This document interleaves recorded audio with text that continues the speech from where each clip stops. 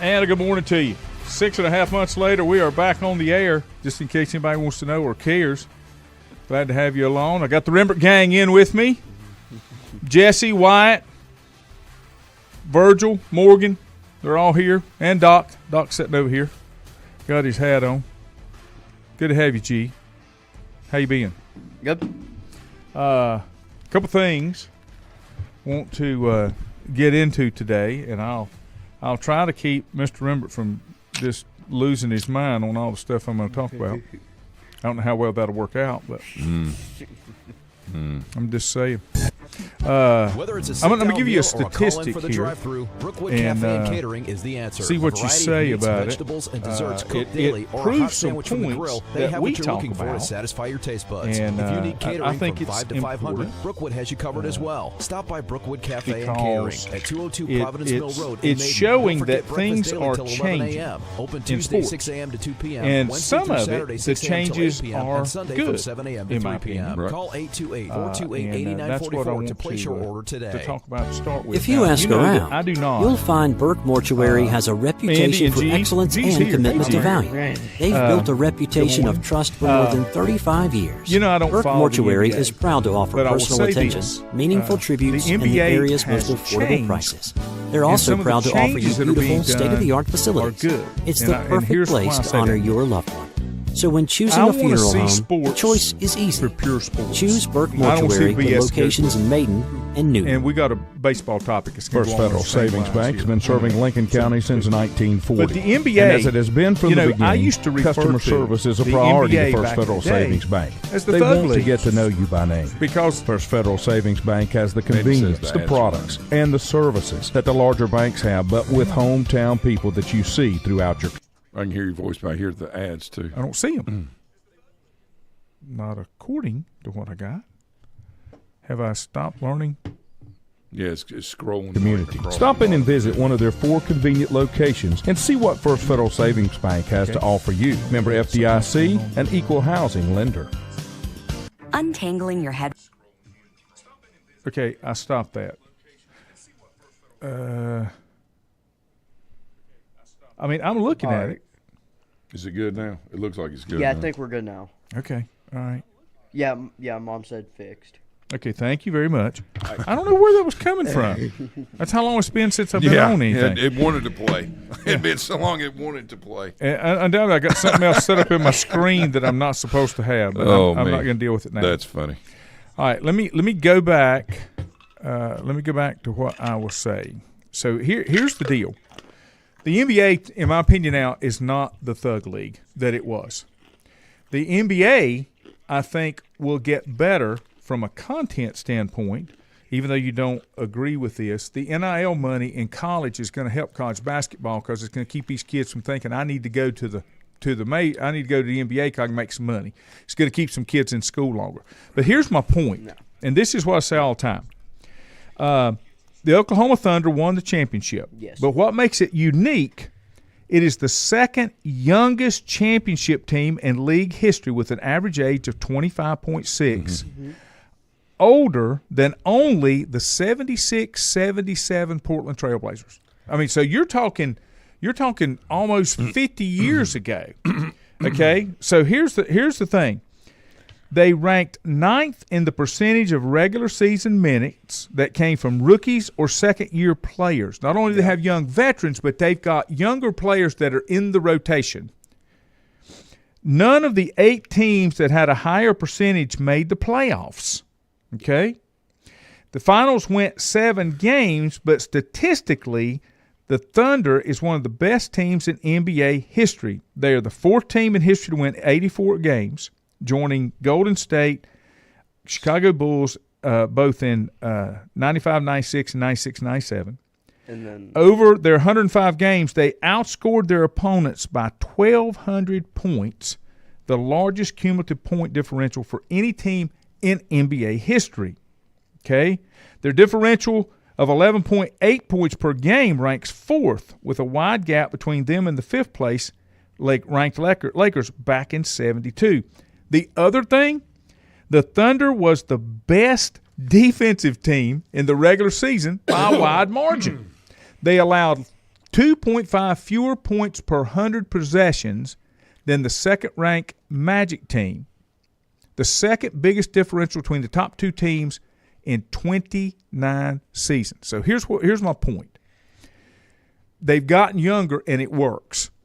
Okay? You don't have to load the bench up. I bet if you went and looked at their payroll is a lot less than anybody else's too. You don't have to load the bench up with 10-year players paying them $25 million a year to sit there. Okay? So somebody got creative, and I've said this all along, especially in the NFL. The NFL should stop holding on to these veterans as 10, 12 years old, 10, 12 years in the league with so many injuries they can't make it to practice, they can't make it to a season. There are some younger blood out there that will give you the equivalent, okay, so that you've got more players on your roster that can contribute. What all this is saying, what I'm saying with the NBA is the Thunder has done something that so many teams didn't think they could. They thought I have to be veteran layered. I got to have 3 mega superstars on my roster to be able to win.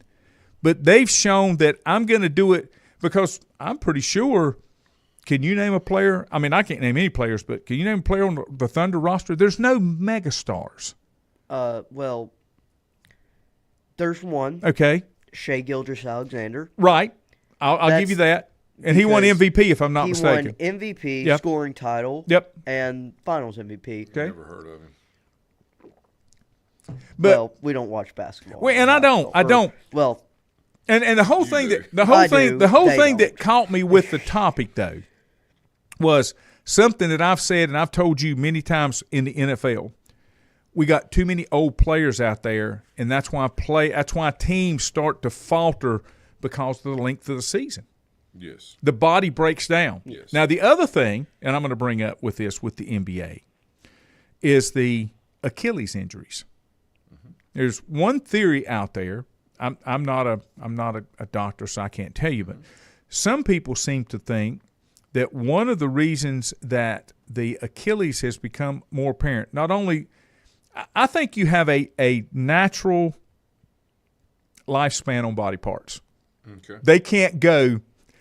I mean, the amount of games they're playing, the minutes, all that kind of stuff. I think all seasons are too long, including NFL. I'd rather seen more weeks with more buys and not as many games. Just give me weeks. something to watch. I don't have to have my team to play 30 games. 16 games. Yeah. And So, sticky but one of the pace theories is the length of the season, and even Adam Silver has come out and said, "Yeah, He's right. Yeah. It's ridiculous. The- They're going the- to start back up in a couple of months. Yeah. It's I mean, too the NBA much. draft was like 2 weeks after the end of the season. So Not and, even. It And was and 2 and there's days. another point in there as well.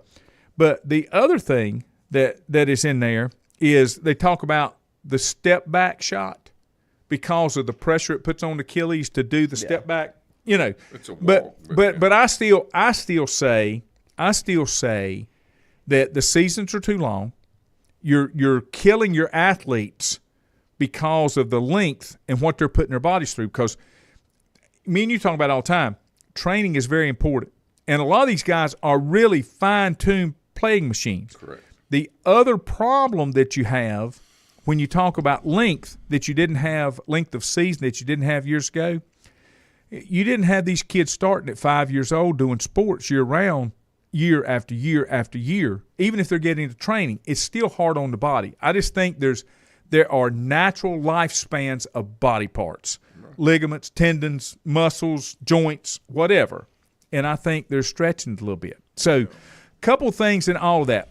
I like the fact that the NBA has cleaned up its act to some extent. You still got some idiots out there. You got them in NFL and baseball and everything else.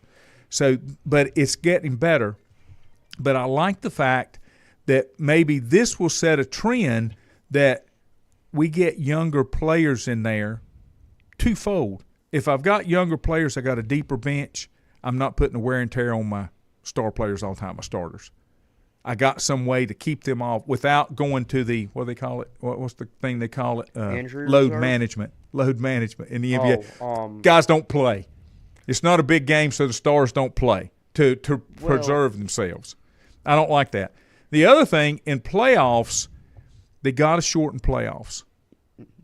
There's no need for 7-game series. Gotta And shorten I'm the going to argue season with you in a little games. bit about baseball that it don't need it either. But I've got an argument for that later. Well, Okay, not 7 games. Whoa, I agree. They need 9. No. Oh, Then, yeah. then stop the regular season. Why? What's the normal? It's the greatest true measure of longevity is playing 162 games, 100 whatever, what used to be 150, whatever. But it's the truest measure of longevity to get the best teams in, and then you let them play. But the other side of that, what's the normal series length through the regular season? Normally 3 games. Normally just 3 a games. weekend, Yeah, or, 3 games. or during the week. They're But rotating 3 I games. understand what you're saying. Okay, yeah. then if I'm going to go with 7-game series, I'm sorry, I don't want 162 games. I go back to what I said. I think the body wears out. I just think the body wears out, and I want to see my stars play. Yeah, I I want to don't- see my stars play longer. When I say longer, I want to see them play for a longer career. I don't want to see a longer season. And I think Right. football's going to start to have that effect too with the extra game. And they want to pick up 18 games. Well, the body's a self-healing organism. The Yes. problem is like you talked about with the load and load management, and it's the demands put on the body. And there has to be a fine there's got to be a fine line there between the quality of product, because everything that we're talking about, even through college and sometimes even in high school, is a business now instead of about competition and truly about playing. I want to get back to pure sport. Yeah, and the problem with that is pure sport for purists is the greatest form of entertainment and engagement, but from a monetary value, it's about the moment. And there's so many things that are skewed in the NBA. Nothing's a walk now. They call it a Euro step, but they make excuses. No, it's a walk. It Correct. is what Well, it is. I'll agree with you on that one. Yeah, sure. And like the NFL, always hampering the defense and trying to improve the offense, and all we've heard about for the last 30 years is West Coast offense, spread offense, how wonderful it is. But yet I'm watching air raid. But yet I'm watching a playoff game last year to 6-3. 6-3. I'm sorry. And now they wanted to outlaw the tush push because it's just too much in there. No, they wanted to outlaw it because couldn't figure out how to stop it. And that's what I'm saying. And that's why it didn't go through. Right. But the point of all this is your defensive ends, all right, and your interior guys, people are going to have to go back to a four type front, likely with a shade and head up the guard and then a shade to the nose to stop the tush. I think last year and your ends have to be bigger, Lanny. Last year you found that more teams that were successful had a pretty decent running game inside of their arsenal. Yes, I mean, because you got to be balanced. You got to be balanced. They can defend the pass, but not the run, because football, as physical as it is, it's not what it was between the tackles. Yeah, it's more about athleticism. There's maybe 3 or 4 defensive ends / outside linebackers that can truly defend the line of scrimmage. The Bosa's, T.J. Watt. I'm not so sure that Micah Parsons can defend the line of scrimmage. He's more of a pass rusher. Garrett Miles. Well, here's the other thing.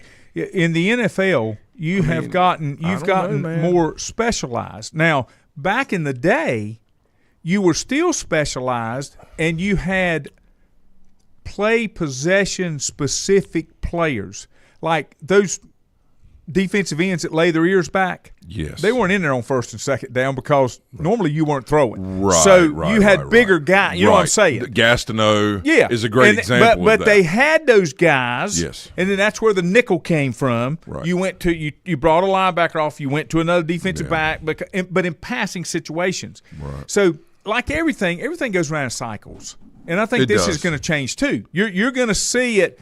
You're going to see it because when you go back. When you go back to the teams that were most successful, went the deepest in the NFL playoffs, they weren't all about throwing the ball down the field. They could, but they had diversity in what they did. Yeah. And they were able to, they could hit you with something all the time that you became less predictable. Manning's teams could run the ball. Yeah. All right. They had great Sure running they backs. Patriots always had a great running game with an unknown back. With Garrett Blunt. But Yeah. and do you know why? Steelers. Do you know why?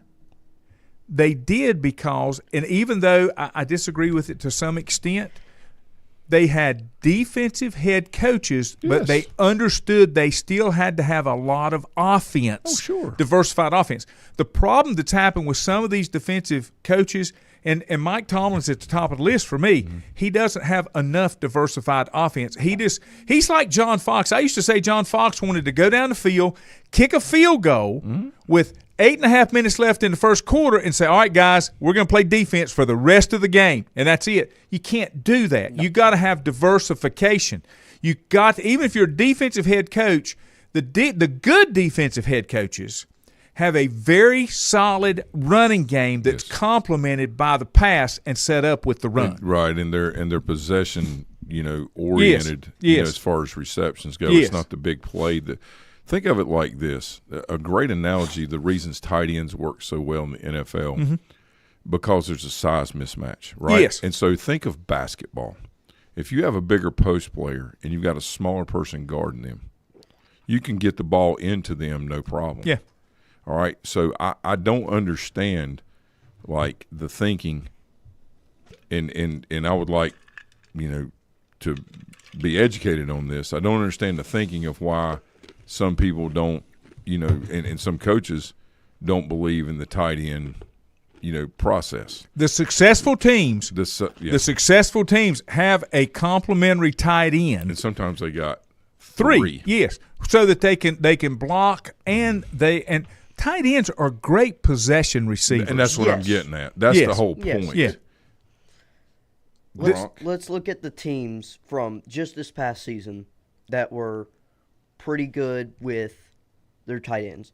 All right, the Ravens, Mark Andrews, Oh yeah. and Yeah. Likely. Yeah. Very good. The Chiefs, Yeah. Kelsey had a little down year, but Noah His Gray Body's wearing out. Yeah. stepped up.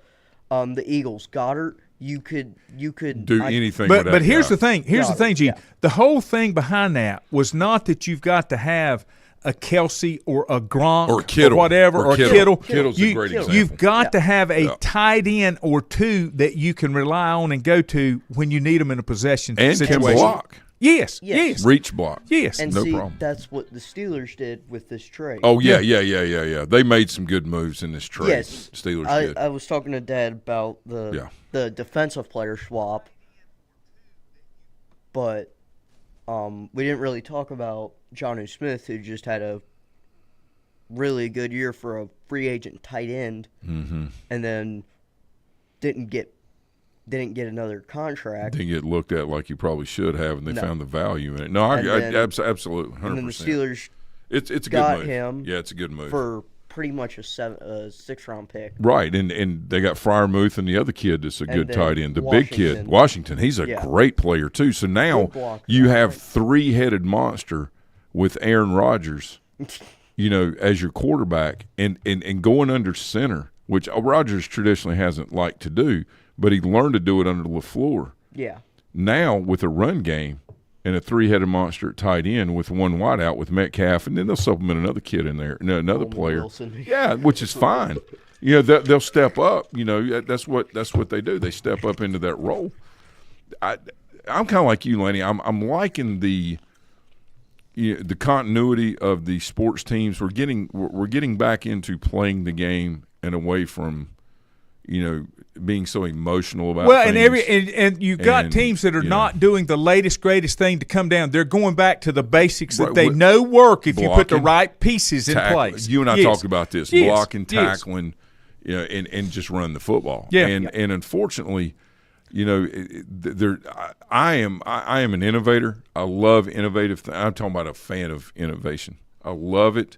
I love finding new ways to do things, but trying to reinvent the wheel instead of perfecting the wheel, I think is probably the greatest misuse of, coaching and the carryover that's happened to players on experiences they've missed because of perceptions of, well, I'm so smart I can do this, and I'm that's not true. Well, there's nothing true about that. The great offensive coaches that are out there that have slipped, like a San Francisco and some of the reason they have is because they're missing some of those key pieces that makes their offense balanced. Like I don't have the running game that I need, or I don't have the tight end play that I need. They don't have they've got the creativity to do it, but you still got to have some of that little stuff that fits in there as well. But hang on one second. Yeah. Chris, glad to have you in this morning. Andrew, glad to have you. Stacy, glad to have you. And thoughts and prayers for you on the loss of your mother, bud. Just want to make sure you knew that as well. But even these successful offensive coaches, the innovators that you talk about, they're starting to struggle. Look at an Andy Reid. Andy Reid has done it. He's one of the most, if not the most creative offensive mind, but he does it with all the other little pieces. He always has a tight end or two. It's called defense. He always has a defense. He always has a running game. He's got Patrick Mahomes, but he also has the other pieces that he's got to have. I think Mahomes is great. Yes. He's great. He is, and he's a good dude, and he does a lot of great things. You talked about San Francisco. Not win the Super Bowl and blaming things like on a relationship basis, basically why this not being done the way I want it done, and defense needs. That was very disappointing to me. Now I'm a fan. I don't know anything about that situation other than what we hear, but also watch with my eyes. So a lot of times, we really don't need to know the inner workings of something because a lot of times those are just excuses. Right. And they're, obliviations and, things that are, that are thrown in there to try to prove a point instead of saying what is. And the fact of the matter is, when I watched that Super Bowl, and they didn't win, it's because, they stopped doing what they were doing offensively and put their defense in a bind. The Chiefs didn't care if McCaffrey got 8 or 10 yards a carry because eventually he's going to wear out. Years ago, I'll give you a great example of this. Years ago, we were playing North Lincoln over at the old Maiden Middle. We had to play over there because our field was underwater. Right. And Coach Basil, who is amazing, he's incredible, had a great, true triple option team, where he would run, whether it be veer or just straight dive option. He had all of those things there. And one of the things that, I noticed when I was watching the film was the fullback doesn't carry the ball a lot. It's mainly the quarterback and the – I think they call them B-backs. I can't remember wingbacks, B-backs, or whatever it is they call them. So, I'm looking at this thing and I'm like, okay, so the fullback doesn't get the ball a lot. So, obviously he's just pretty much a blocker, but, whatever. So what I decided to do was I said, all right, guys, we're going to eliminate the quarterback and the pitchback. The fullback, we're going to manipulate some things, throw some blitzes in there. We'll try to stop him, but I'm not concerned about stopping him. I just want to contain the quarterback and the two pitchbacks, the B-backs. So we did that. Well, the fullback had like 130 yards in the first half. And everybody's like, we got to stop the fullback. I said, hold on a minute. That dude's exhausted. You think he's going to come out and get another 138 yards?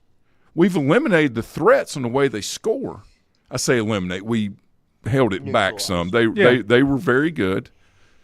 I said, but, let's really break things down and look at the process and what they're trying to do to be successful. And then let's implement what we need to do from a defensive standpoint to win the football game, right? To manage the entire process of the game and not just win a set of downs.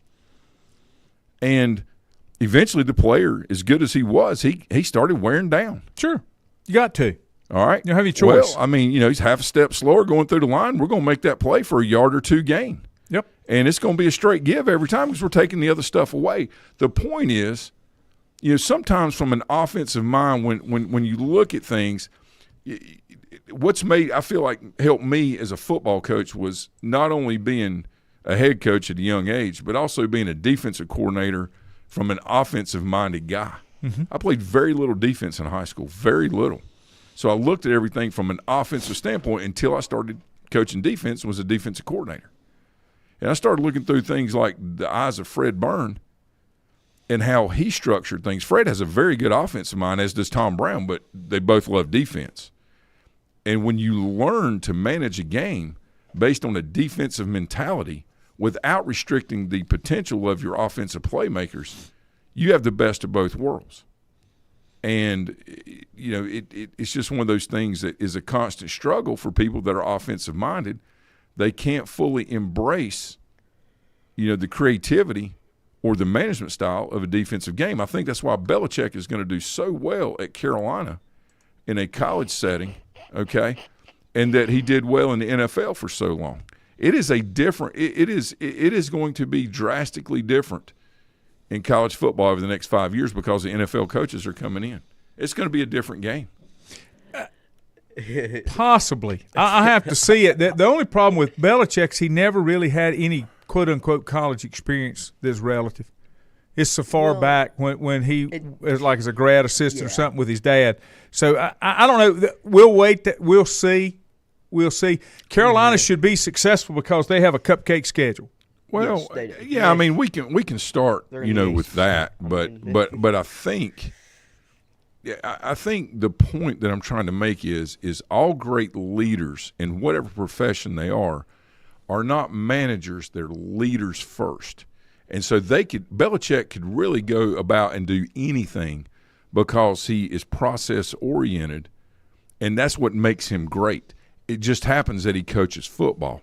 He could be a branch manager or a regional manager at a whatever company or bank or whatever, and probably being just as successful because he has that innate ability to be a leader and then put people under him to manage it. Josh, his offensive coordinator, McDaniels, always managed the offense.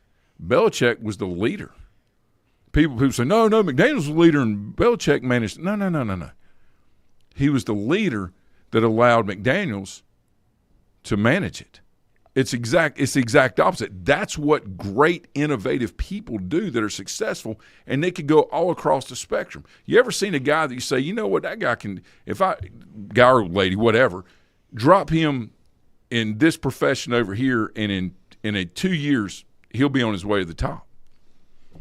It has nothing to do with the profession. It has everything to do with the person. That's why I think that it's irrelevant, in my opinion, that college football, Belichick not coaching it, really doesn't have anything to do with anything.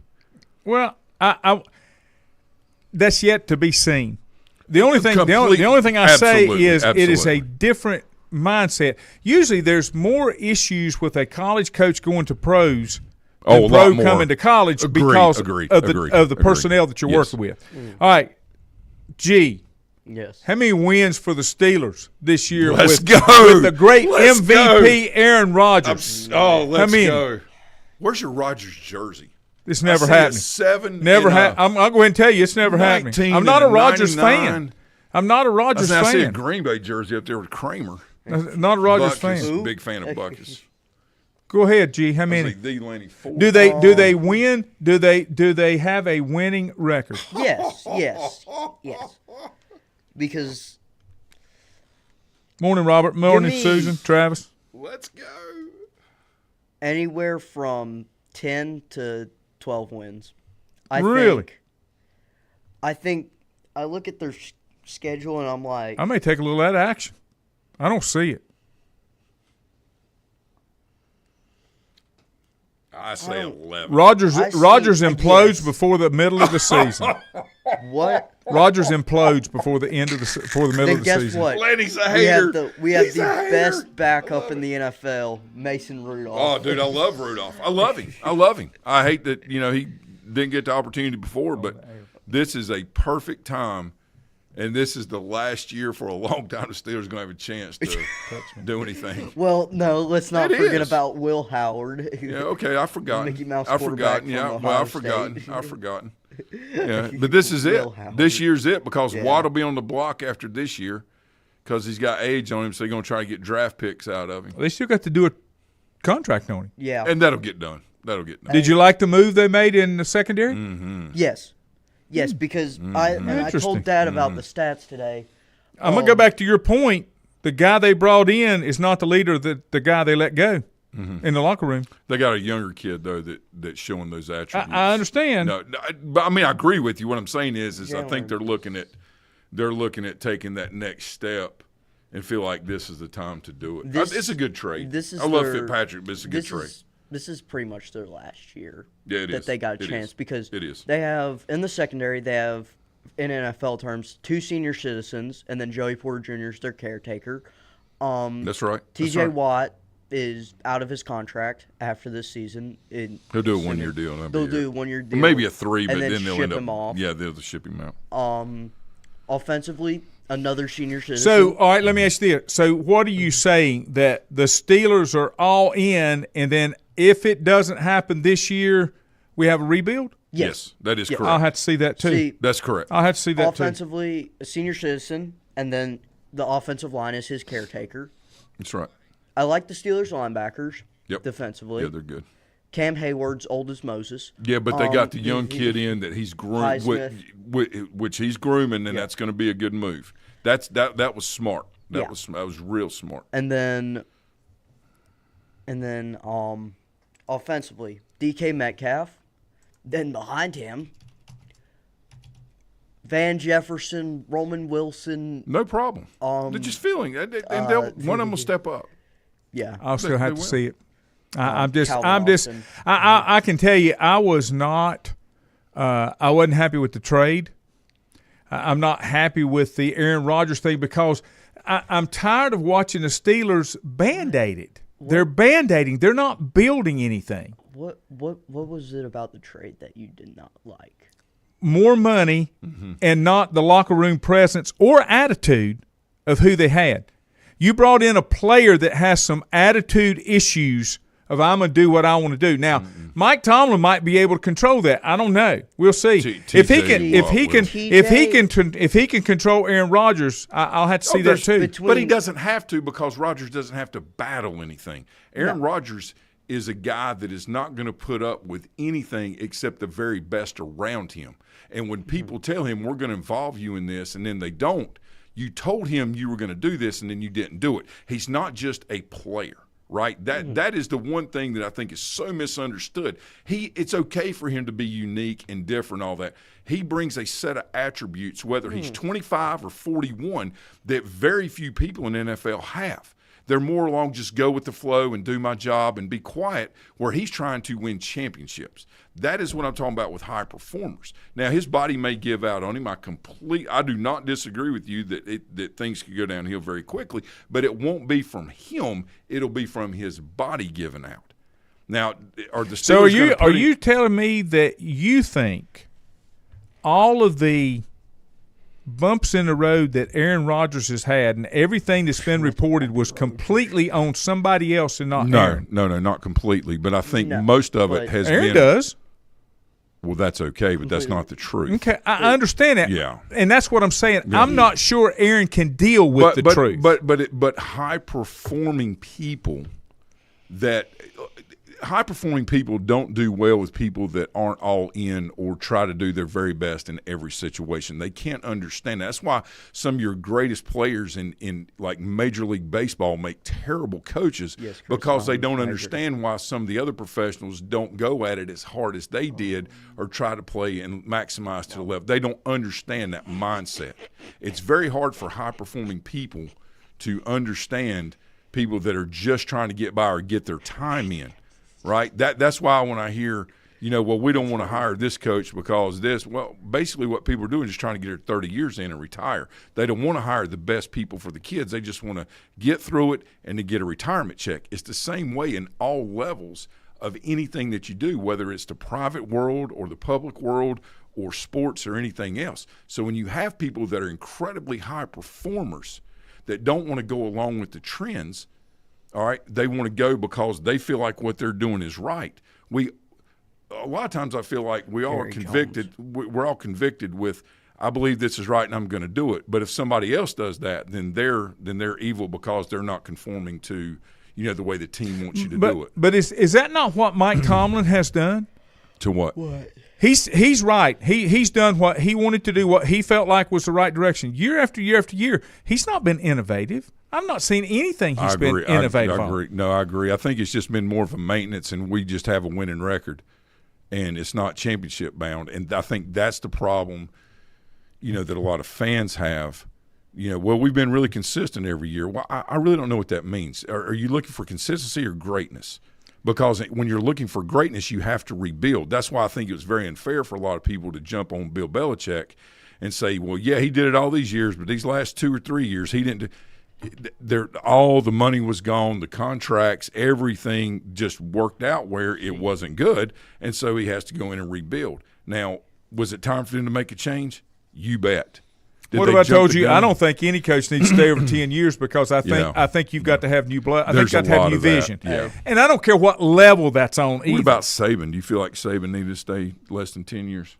Or do you think he's an exception?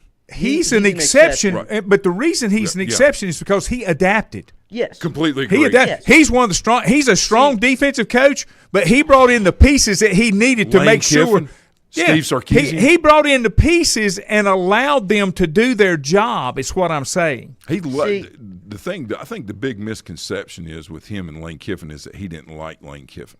I don't think that's true. I don't think that's true at all. I think he saw the value that Kiffin brought with the innovation and the ideas and the vision that Saban had and somebody that could implement it. Kiffin, again, like an Aaron Rodgers, is a very unique, very, very high-performing, high-octane kind of guy that rubs a lot of people the wrong way, but he is very, very good at what he does. Exactly. And that's incredibly important. And the problem is he brought him in, and I think it was twofold, okay? Mm-hmm. I think Saban brought him in to get Saban to another level, and I think Saban brought him in because he knew he was not a long-term fix, right, but to get his career back on track order, because he needed to be a head coach somewhere. There was a coach that talked about that was a head coach somewhere, and it may have been the coach at Mississippi State years ago. I can't remember Ole Miss, but he had gotten fired, and he was a head coach, and he said Saban, he reached out to Coach Saban. Well, Sarkisian was another one. And he said, look, you're going to start at the very bottom, but I'm going to work you back in because you need to be rebuilt and do this What's right. one of the greatest compliments to a head coach? To be constantly losing their staff.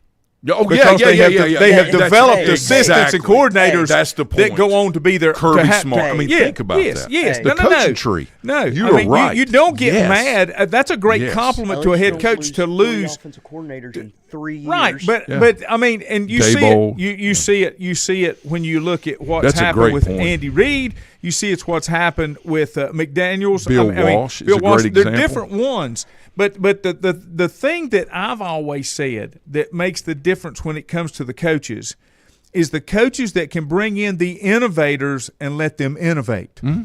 Don't bring in an innovator and not let him innovate. Yeah, I got because I honestly think I don't, and maybe he doesn't need to be.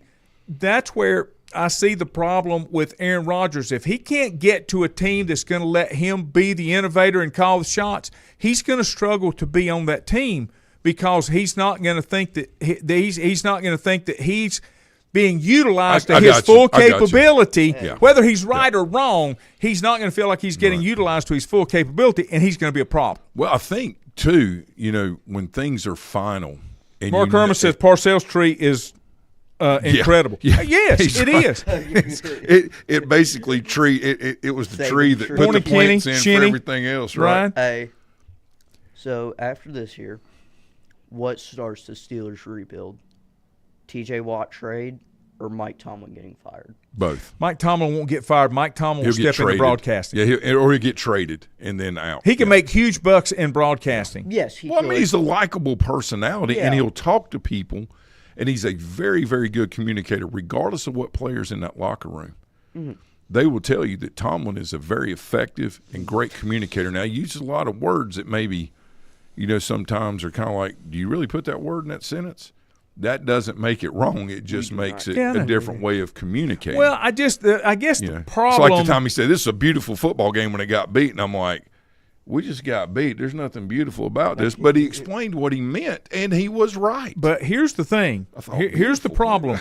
But if he takes those elements that made it the beautiful game and utilizes them, makes changes, and moves forward with what he learned with what made it a beautiful game. Right. That's what I never see, or I haven't seen in a long time from Pittsburgh. From the Steelers? Yes. It just seems like I mean, go back. Let's go back to Andy Reid. Let's go back to McShay and some of these others. McVay. Here's the deal. They don't have to have the same players every year. They can plug and play because, as you always say, they've got a process. They got to have people that can follow that process, and they utilize certain attributes inside the team that they can continue to be successful. Now, they may not always get to the championship because even though all those pieces are working, they get out-athleted, okay? But what I'm saying is they are able to utilize and adapt. If you can't adapt, you can't get to the next level, in my opinion. Yeah. I mean, I don't mean you have to throw the bathwater out with the baby No, out with the bathwater, but you got to be able to innovate, and you got to be able to utilize and adapt to those innovations. It's evaluation, adaptation, and then monitor. Well, as part of the process. And after you do the adaptation, you've got to have implementation. You can't just make the change for the sake of making the change if you never make the implementation to utilize it moving forward. Yeah, we just say, like monitor, evaluate, and adjust. And Chris says that's part of the process. Chris says Steelers have no imagination on offense. They never utilize the middle of the field. Well, that's right. And that's right. But let's consider on who they brought in. They brought in. But all that goes back to the point. They're not imaginative. They don't bring in the people to utilize and adapt to do the things. I don't think Russ or Fields had the ability. And who said that point? Who was that? That was Chris. Yes, that's a great point. But I think the difference here is the ability now to actually be successful in throwing the ball in the middle of the field, where you had two other quarterbacks, one that wasn't ready and one that probably had a height issue, being able to do that. Yeah. And being able to place the ball, like Chris is saying, maybe 15, 20 so yards who down do you think is making that decision? Is that a Tomlin, or is that coming above his head, or is that a combination? No, I don't think it was a decision not to. I think it was an inability to be able to do that. I'm talking about bringing people in, the people they bring in. Well, Tomlin It's the same he didn't thing. he didn't have a choice. He had to bring in Rodgers. He had to bring in Rodgers because I told you a year and a half ago Rodgers would be a great fit at Pittsburgh.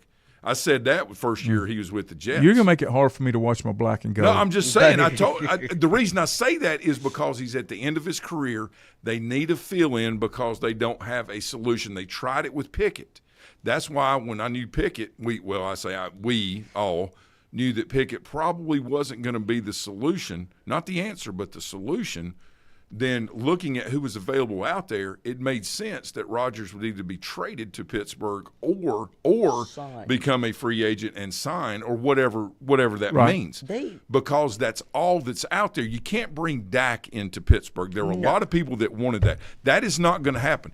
Dak has great stats, but has the inability to be a champion, okay, for whatever reason. And it's not just on him, but he is part of the process there.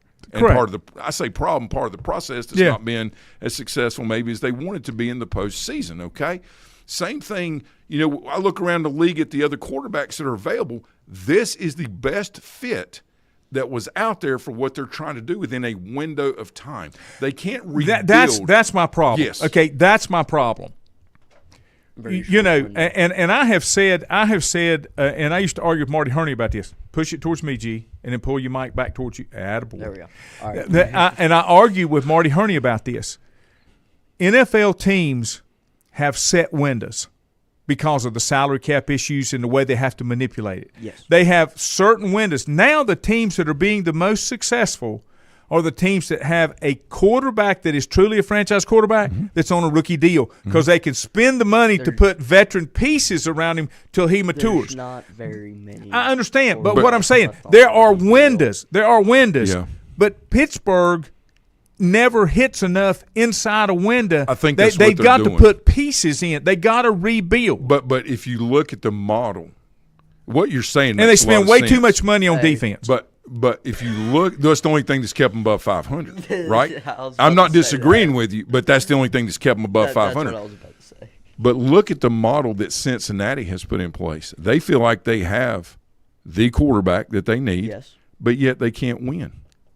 'Cause Whether the it's defense his made them inability to so stay on the inactive. field, he can't help it if he gets hurt. He plays Right, hard. He's a right. great person. He's a great Burrow. player. Right. Yes. And they got all these pieces, receiver around him, all this stuff, and they got a decent defense. They have a defense made of soggy napkins yes, by yeah, NFL yeah. standards. Yeah. So, but I just think in the end, it comes down to the process.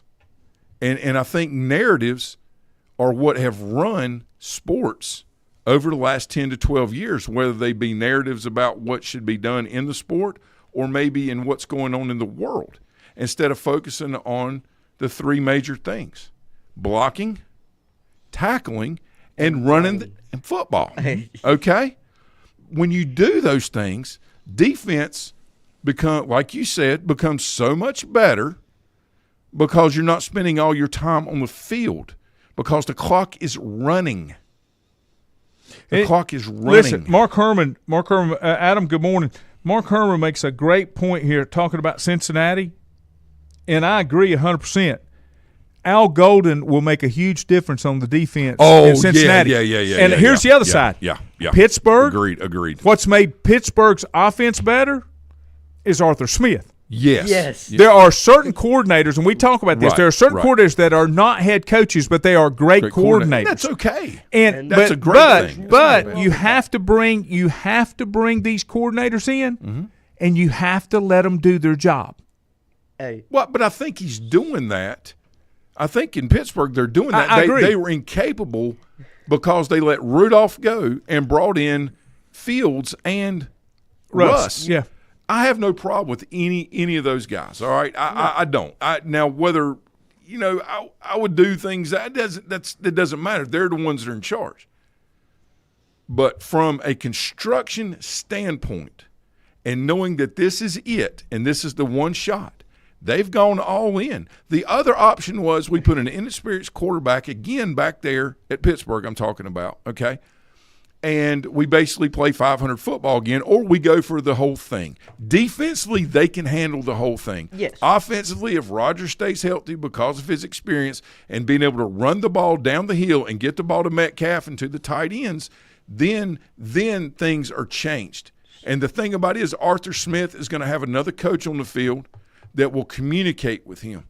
Some of my best players that I've ever had were guys that were kind of like in Aaron Rodgers, where they kind of want to do this, but the idea of communication and collaboration. You got to have the coach on the field and the player. Right, and a great example of that was when I was at Madison High School with a kid named Trey Ebert, who lost his dad at a very young age. His dad's buried here in Maiden. I don't even know how that worked out or happened, but he was an effective, great leader on the field that was like having another coach. And I spent more of my time collaborating with him, both on the field and in film sessions, than I did actually coaching him. And I think what's going to happen is the coaches are going to be able to coach the players at Pittsburgh, but Rodgers is going to be able to coach and say, okay, based on the way this defense is setting up or the way this guy plays. Last thing, and I'll stop. I think a lot of times when you have defensive sets, you have the idea of what the defense is supposed to do. And Mark Herman and I talked about this a lot. Then there is what the player in that position is capable of doing. All right? And then you cater your defense to the abilities of your players, not the ideas of the formation. And so that's when you have I think we ran 34, 5-2, whatever, when Mark and I were doing it a couple, 3 years ago. And the idea of the 34 for some people was drastically different than what he and I constructed and worked on in the way that we had our players do what they do based on their abilities and the way that we ran the scheme based on that. Defensive schemes, okay? You know what I'm saying? Defensive schemes are only shells. You got to Correct. take the people. You got to put the people part Right, that are in right. the positions to determine to what extent can I use that shell. No, you're right. You can't. Here, I'll give you another example. That's a good example. When I was coaching, we used to have this problem at West Lincoln when we first implemented the wing tee. We all were issued the Tubby Reigns Yeah. Delaware wing tee book. Right. Okay? Right. I'm good with that. And no matter what. Okay, but here's the deal. I know where he's going with this. My head coach, and I loved him to death. My head coach, I'm like, we ain't got the people to do that. We've got to modify that based on the personnel. What we can do. I know that Tubby says we're going to pull 2 and we're going to do this.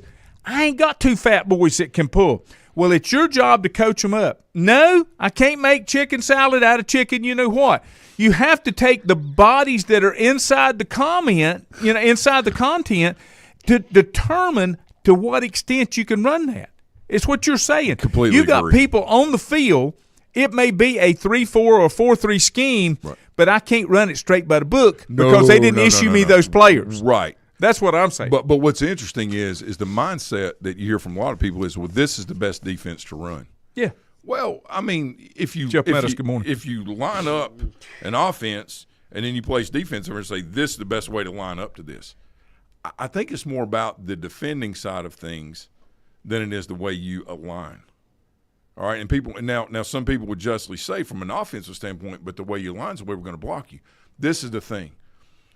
When I'm looking at constructing a defense against an offense, I'm not going to use the old school British form of defense where we all line up in formation and start shooting. And when those get shot, I'm going to put another line behind them. I'm going to do what George Washington did. Yeah. All right, and I'm going to hide behind a tree and you not know where I'm coming from. Right. And now the argument that is, but that gap's not defended. That is for a discussion for another day and another time and another universe that I'm not familiar with. Right. And nor do I want to visit. Yep. Okay? That's the universe of just whatever. Okay? It ain't. And the whole point of defense is, being able to play. Defense, everybody talks about gaps. It's really about perimeters and about areas and covering those. And, gap control, do this. I think that's great if you got people that undoubtedly let's say high school football, game 1 through game 16 can gap control better than anybody else. If not, you're going to have to hide behind a tree a little bit and be innovative. Right, to cause some disruption. If I don't know something's coming or where it's coming from, it's harder for me, to be able to head it off than if I'm staring going, okay, I see it, now I'm going to go get it. A lot of defensive schemes that I used based on personnel was I didn't have people that were going to get into the backfield, but they could occupy space. Right. That's so all I you put them wanted in to a do. position where it'd make them occupy 2 people instead of 1. You put them in gaps, or you shoot them to gaps so that whoever's offensively got to respect that. That's right. They're not going to make the play in the backfield. Right. But they can do point. what they need to do. Michael Wyatt makes a good point because Those Michael were good boys, Michael but not was the with best me athletes. when we were going through this, and he said they were good boys but not the best athletes. Right, and that's right, correct. So you have to adapt to try to do the best you can to make them successful, which in turn should make the team successful. Audrey's at the beach. I done seen your pictures on the beach posing. Let's All right, go. one final question before I get out of here. G, I'm going to ask you, Let's go. AFC North. Yes. Give me the finishing order for this year's season. I'm gonna give the top to the Ravens. Okay. I think that they are 1 game ahead of the Steelers Next. at 13-4. I'll give the Steelers 12-5. Okay. I'll give the Bengals 8-9, Oh, okay. and the Browns 3-14. I'll have to see that. Steelers, I don't think have a sniff of winning Hold the on. division, but they'll make wild card. 13-4, 12-5, And 8-9. 3-14. Nobody cares. It's the All right, Browns. Panthers, Yeah. go ahead and say it. What are they going to do this year? The Panthers will have a winning record. Winning I record. think they're 9-8. They're going to be 6, and how many's left after that? How many? 6-11. Yeah, that's 17 games. Yeah. It's going to be 6-11. Who is? Panthers. You think they'll Yes, be 6-11? Yes, sir. Yes. Yes, sir. Absolutely. And we'll talk about that at a And later date. I hope, and let me tell you something very clear for the record. I hope they're 17-0 and win the. Well, excuse Yeah. me. They play the Steelers in the Super Bowl and get beat. Right. I hope they go And all the way and don't. I'm gonna lose. I give you don't. I'm gonna I give you love this it. too, G. I I'm gonna hope give you they this do too, great. G. I hope they Okay. do great. If the Steelers make the playoffs, they don't come out of the wild card round. See you next time. Have a great 4th. No.